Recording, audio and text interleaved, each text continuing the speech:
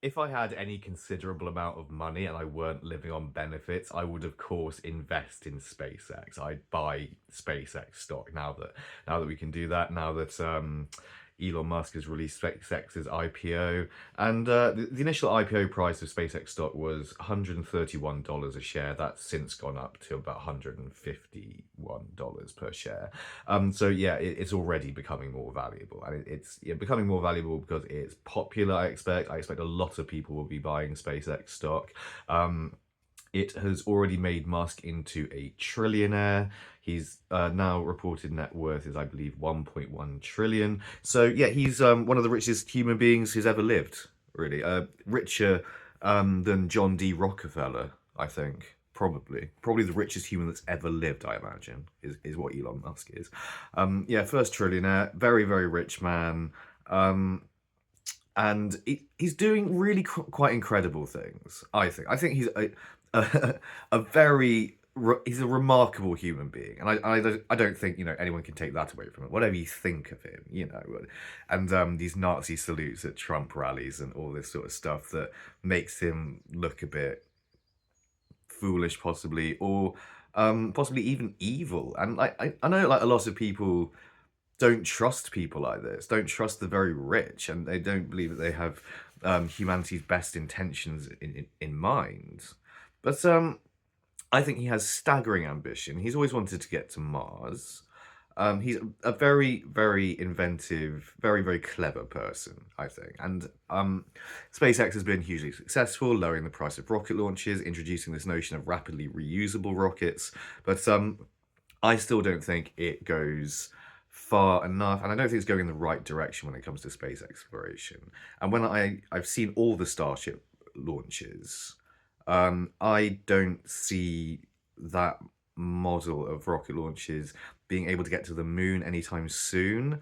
I think it's going to be very useful for delivering his larger, heavier Starlink satellites into space. These sort of getting up to 1,100 kilograms, I think, per satellite. This third generation of Starlink, which is going to be put into higher orbits such that they can stay in constant sunlight and have that exploit that solar energy to power them.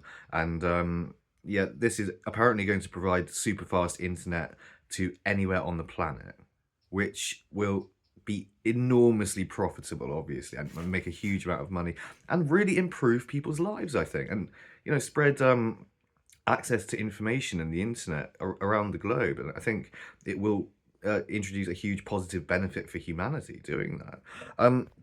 So I think, yeah, anyone who wants to make a lot of money, just to try and keep this video brief, I think, well, I'm not, maybe I want to talk about more about what I'm doing as well with my company and what I want to do in the future. And how I intend to compete with SpaceX with Astrodyne rocket jets, which I think is a cooler name than SpaceX. Yeah, yeah. So SpaceX's value is only going to increase.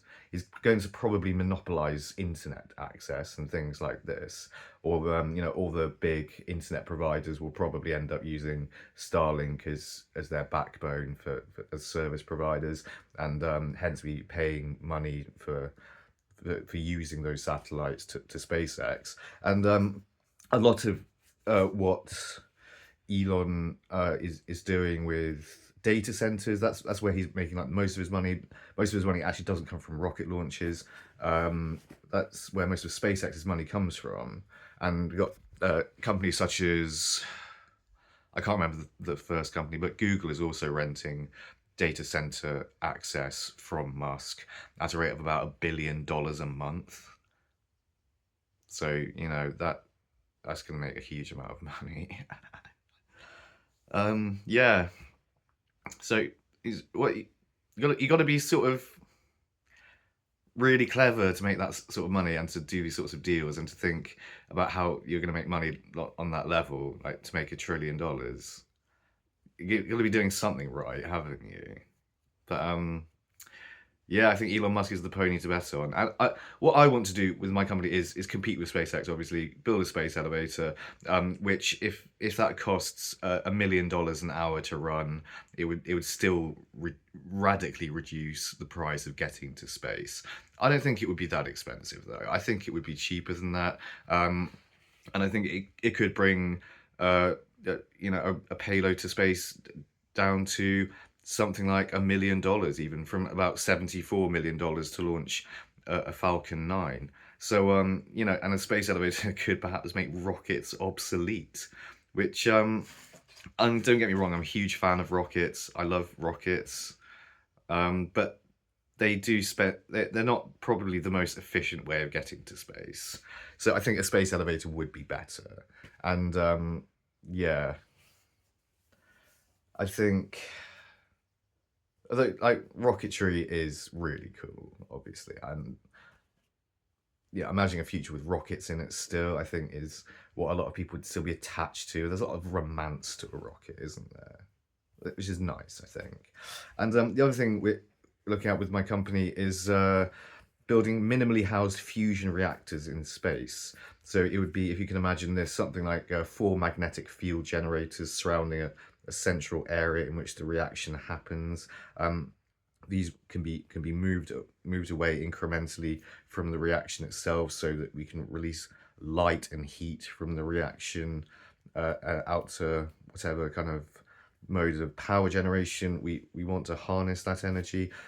Or another thing we could do is we could put these artificial stars, if you like, in orbit around, say, Mars, and provide more light and heat to its surface.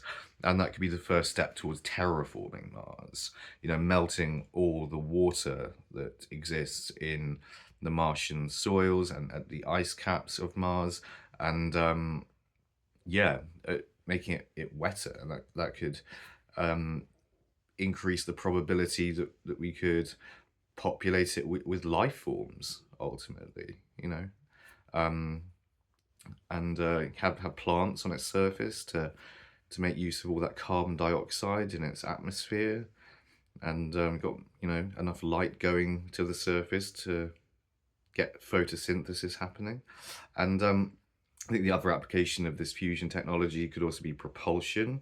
I think if we're harnessing fusion reactions with magnetic fields, it might be possible to build an engine that would allow us to travel a great deal faster, at least, than we can currently travel. And this might open up access to the rest of the solar system for human exploration. We could be going out to the icy moons of Jupiter and things, and landing astronauts on there. We could even perhaps one day be making use of the natural resources of outer space, such as the asteroid belt, and uh, places like Titan, Saturn's moon Titan, with these huge seas of methane and ethene. If we were to be taking all that back to Earth, we could, have a big boon to our economies in terms of, well, natural gas. Basically, that's basically what Titan's oceans are made of, methane. And yeah, we could have a basically limitless supply of energy.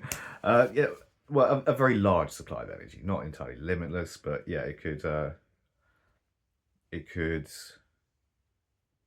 yeah, provide us with a great deal of natural resources, and would allow us to stop exploiting natural resources on Earth, which I think could only be a positive thing. So yeah, I'm still a fan of Elon Musk. I have to be, kind of, if I'm into rockets at all and space exploration and all these things, which I'm very passionate about. So yeah, he's still kind of a hero of mine, in spite of his support for Donald Trump and all this, and in spite of his views on various things that I might not agree with entirely. But yeah, I still admire the guy hugely.